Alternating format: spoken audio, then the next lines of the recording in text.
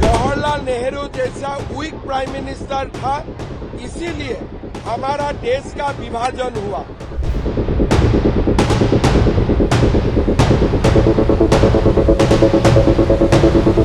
দ্বাৰা স্থাপিত ভাৰতৰ সংবিধানৰ প্ৰতি মই প্ৰকৃত বিশ্বাস আৰু আনুগত্য পোষণ কৰিম। মই ভাৰতৰ সাৰ্বভৌমত্ব আৰু অখণ্ডতা रक्षा करें। सत्ता, रणनीति और सियासत।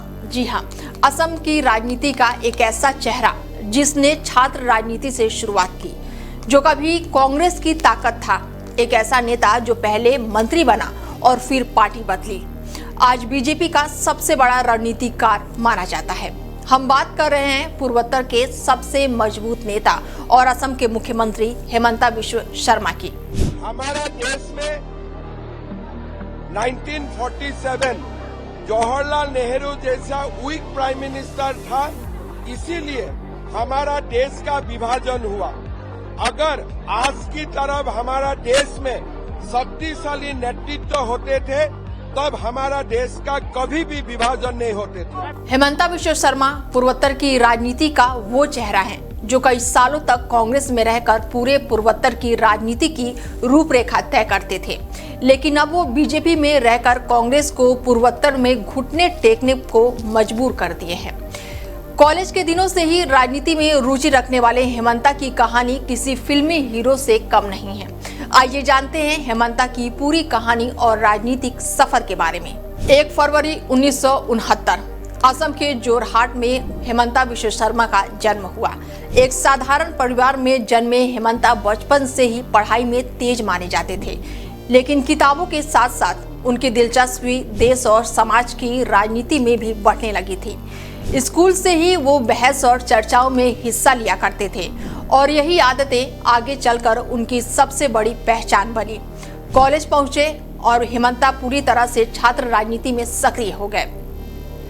कॉटन कॉलेज और फिर गुवाहाटी विश्वविद्यालय के दौरान उन्होंने छात्र नेताओं के बीच अपनी अलग पहचान बना ली। उनकी भाषण देने की शैली बाकी नेताओं से बिल्कुल अलग थी। तेज आवाज, आक्रामक अंदाज और हर मुद्दे पर खुलकर अपनी बात रखना। यही वजह थी कि कम समय में ही लोग उन्हें पहचानने लगे। धीरे धीरे हेमंता सिर्फ छात्र राजनीति का हिस्सा नहीं रहे, बल्कि वो उन चेहरों में शामिल हो गए जिन्हें भविष्य का बड़ा नेता माने जाने लगा था। राजनीति को समझने की उनकी क्षमता, लोगों से सीधे जुड़ने का अंदाज और संगठन को संभालने की कला, यही उनकी सबसे बड़ी ताकत बनी और यहीं से शुरुआत हुई हेमंता बिश्व शर्मा की राजनीतिक उड़ान की। छात्र राजनीति से निकलकर हेमंता ने कांग्रेस का हाथ थामा और यहीं से शुरू हुआ उनका असली राजनीतिक सफर। एक ऐसा सफर जिसने उन्हें असम की सत्ता तक पहुंचा दिया।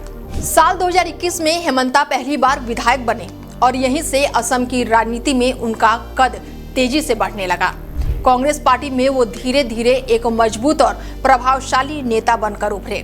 तरुण गोगोई सरकार में उन्हें कई बड़े मंत्रालय मिले। स्वास्थ्य, शिक्षा और वित्त जैसे अहम विभाग उन्होंने संभाले। कहा जाता है कि हेल्थ और एजुकेशन सेक्टर में कई बड़े फैसलों के पीछे हेमंता की अहम भूमिका थी।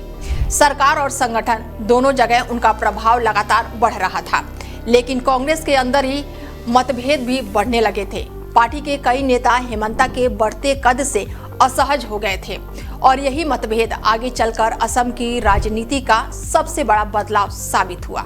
हेमंता खुद को असम की राजनीति का बड़ा चेहरा मानने लगे थे, लेकिन पार्टी के अंदर उन्हें वो जगह नहीं मिल रही थी जिसकी उन्हें उम्मीद थी। और फिर वो समय आया जिसने पूर्वोत्तर की पूरी राजनीति को बदल कर रख दिया। साल 2015 हेमंता बिश्व शर्मा ने कांग्रेस छोड़ दी और बीजेपी में शामिल हो गए। ये सिर्फ एक नेता का पार्टी बदलाव नहीं था, बल्कि पूर्वोत्तर की राजनीति का सबसे बड़ा टर्निंग पॉइंट बन गया। उस समय बीजेपी असम में अपनी जमीन मजबूत करने की कोशिश कर रही थी और हेमंता के आने से पार्टी को वो चेहरा मिल गया जो संगठन भी समझता था और चुनावी राजनीति भी। साल 2026 में पहली बार असम में बीजेपी की सरकार बनी और इस जीत का सबसे बड़ा रणनीतिकार के तौर पर हेमंता बिश्व शर्मा का नाम सबसे आगे आया। कांग्रेस जहां कभी हेमंता की ताकत पर भरोसा करती थी, अब उसी हेमंता ने बीजेपी को पूर्वोत्तर में नई ताकत दे दी थी। बीजेपी में आने के बाद से हेमंता सिर्फ असम तक सीमित नहीं रहे, उन्होंने पूरे नॉर्थ ईस्ट में पार्टी को मजबूत करने का काम किया और देखते ही देखते वो बीजेपी के सबसे भरोसेमंद नेताओं में शामिल हो गए। त्रिपुरा हो, मणिपुर हो या नागालैंड हो, पूर्वोत्तर के कई राज्यों में बीजेपी की जीत में हेमंता विश्व शर्मा की बड़ी भूमिका मानी गई। वो सिर्फ असम के नेता नहीं रहे, बल्कि पूरे नॉर्थ ईस्ट में बीजेपी का सबसे भरोसेमंद चेहरा बन गए। उनकी रणनीति, आक्रामक प्रचार शैली और राजनीतिक समझ ने उन्हें अलग पहचान दिलाई। चुनाव के दौरान उनकी मौजूदगी बीजेपी के लिए सबसे बड़ी ताकत माने जाने लगी।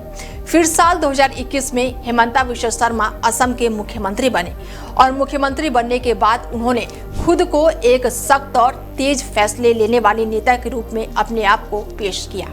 मैं श्री हिमंत विश्व शर्माई ईश्वरर नामत शपथ खाई कওঁ जे विधिर द्वारा स्थापित भारतर संविधाনৰ प्रति मैं प्रकृत विश्वास और आनुगत्य पोषण करिम।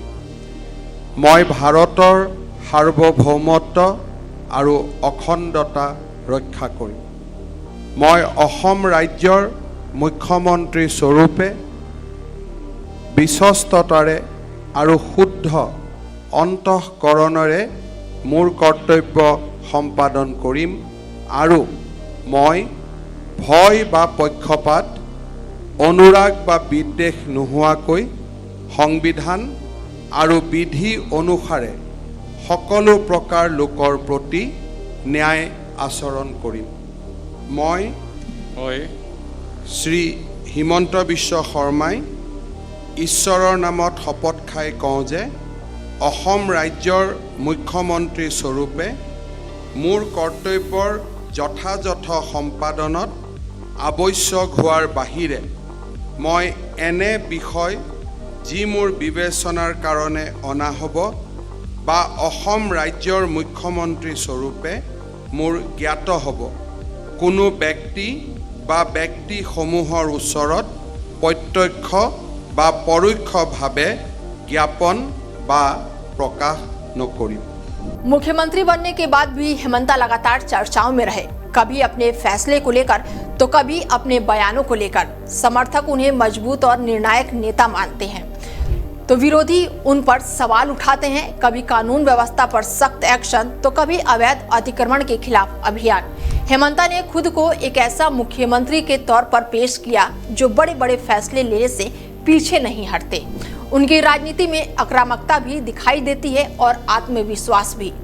यही वजह है कि हेमंता सिर्फ असम ही नहीं बल्कि राष्ट्रीय राजनीति में भी लगातार सुर्खियों में बने रहते हैं। छात्र राजनीति से शुरू हुआ सफर कांग्रेस से होते हुए बीजेपी तक पहुंचा और आज हेमंता सिर्फ असम के मुख्यमंत्री नहीं बल्कि नॉर्थ ईस्ट की राजनीति का सबसे बड़ा चेहरा अब बन चुके हैं। और ऐसे में सत्ता, रणनीति और सियासत की ये कहानी आपको कैसे लगी, आप कमेंट करके हमें जरूर बताएं। और इस तरह की आगे भी खबरें आपको देते रहेंगे, बने रहिए आप हमारे साथ और देखते रहिए DIL 24 भारत। दीजिए इजाजत, नमस्कार।